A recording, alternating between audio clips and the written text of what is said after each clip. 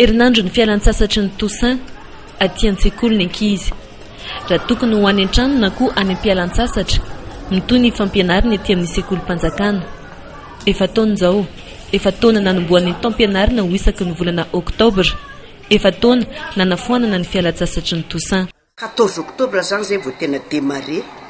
Dia raha zao sady zay vao à peine 2 semaines mbola tsy vitesse de croisière mihitsy zany. Dia zay ve dia tapahana sady ilay izy. Dia tsy mety mihitsy fa tokony efa mba mahavita, hoe mahavita zavatra maromaro, vao tokony amena an'ilay vacances hoe reraka 10 semaines fotsiny zany.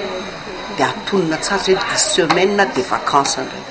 3 herinandro izay no niverenan'ireto mpianatra ireto aty an-tsekoly. 2 herinandro nanomboana ny tena fampianarana. Kajy izay no atao tamin'ny fotoana nandalovanay teto amin'ny EPP Antanimena 3. Fandaram-pianarana voalohany amin'ity taom-pianarana ity ho an'ireto ankizy ety amin'ny kilasy taona voalohany ireto. Mandritra ity herinandro tokony ny alana sasatra ity, fanohizana ny lesona miampy fampiasana no atao.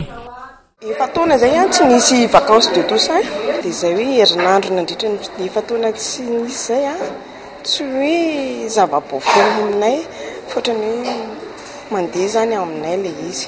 Azo tana lesona iray zay ao anatin'ny herinandro zay misy lesona iray. Dia misy lesona iray dia ny exercice ao anatin'ny herinandro mitombo foana ny exercice. Ny zoma voalohan'ny volana Novambra izao no hiato ny fampianarana no io andro io izay andro tsy fiasana. Miverina amin'itoy ny fampianarana ny alatsinainy aoriana io ary tsy hijanona indray raha tsy afaka 7 herinandro mahery eo. Izany hoe ny 9 ambin'ny folo ny volana Desambra 13 sy 14.